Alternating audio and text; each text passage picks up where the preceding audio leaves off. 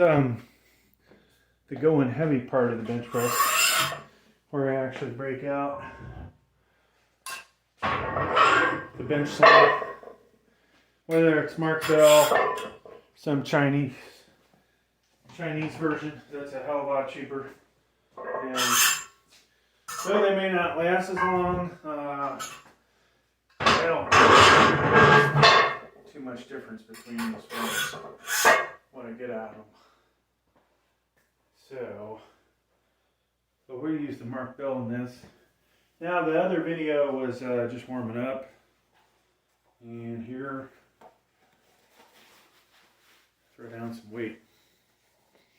So this one, some of these, you know, hang out on your elbows. This one fits on the bicep. My biceps are 18, and this one's pretty snug.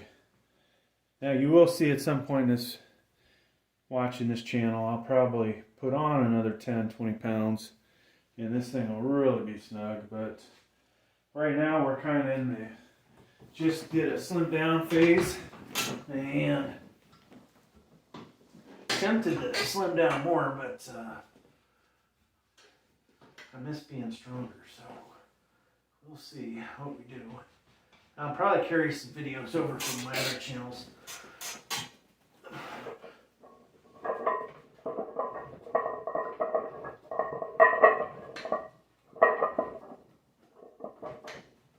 Now, one thing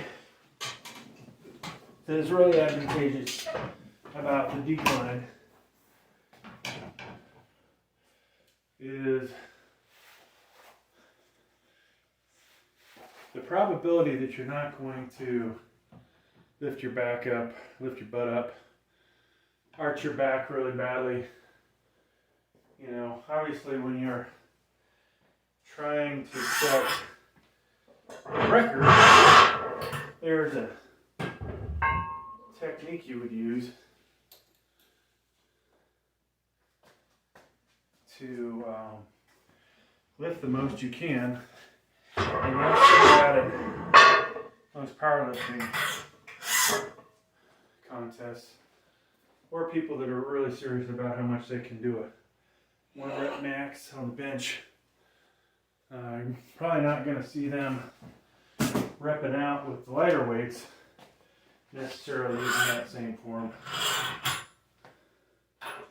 And though I'm sure you could do it on the decline, I am not sure how you would use that technique.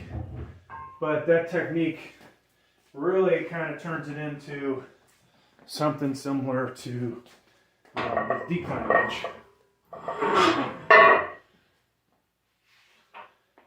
With both of these, the bar doesn't have to travel as far, right? This one you don't arch your back, or that one you do. And the angle this makes with your chest is about the same as you would see if you were doing competitive bench pressing. So, now I have put over 400 pounds, I think 430. I did a couple reps with the bench sling.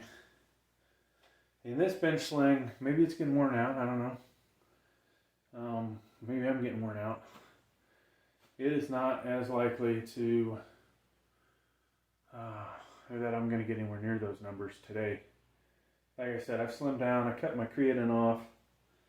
You know, creatine, what is that good for? I can't tell you with the bench sling, but let's say one time doing 315, 4 or 5 reps, no creatine. 315, 8, 9, 10 reps. Trying to think some others. 225, maybe, 15 reps. Creatine, 22, 24 reps. So definitely adds to your ability to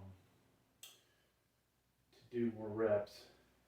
And on the high end, you should be able to lift more. Of course, you are limited by your joints, how much they can handle. I know, I think I put 500 pounds on here and I could not even lift it off of this rack, so there's no way in hell I'll ever be strong enough to do 500 even with a bench sling.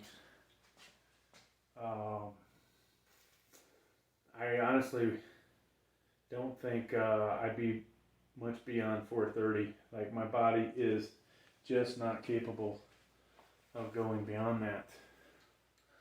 So, now when I was younger, if I had this bench sling and what I could bench when I was younger, we most likely would have seen huge numbers.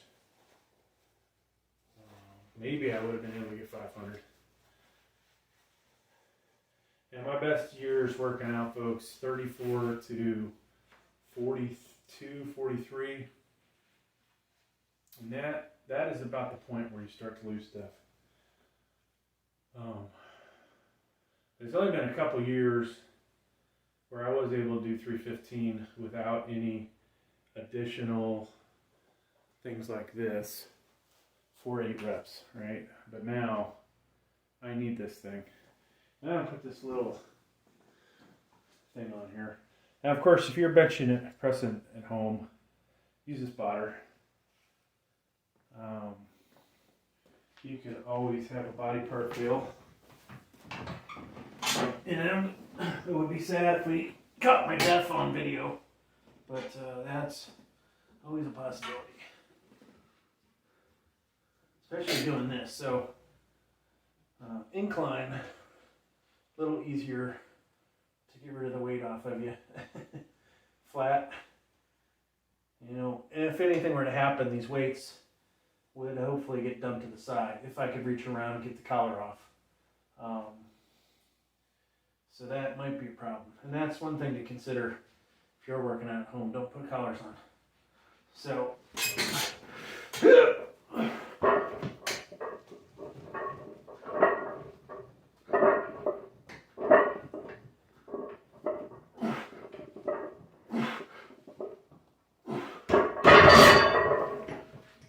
right off the bat, I hit that top pin. That kind of screwed me up mentally. I don't know how many I did. Does not feel like we have a whole lot of strength today. I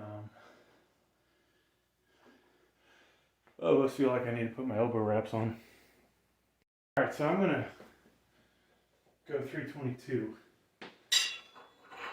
And something you can pick up off of eBay, I think Amazon, micro gains plates. You can do increments. Basically, I think that's 0.25 pounds. Now, if you already have 2.5 pounders, that's going to allow you to basically fill that whole difference between 5 pound plates. So, like, obviously, if I use these, I can go up 2.5 pounds. If I have the different micro gains weights, we can go 0.25 pounds, 0.50, 0.75, and 1 pound.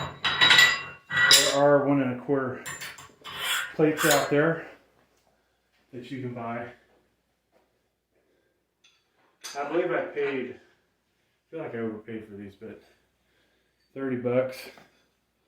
And realistically, if I could go back, I would probably buy, let me think what I'd buy.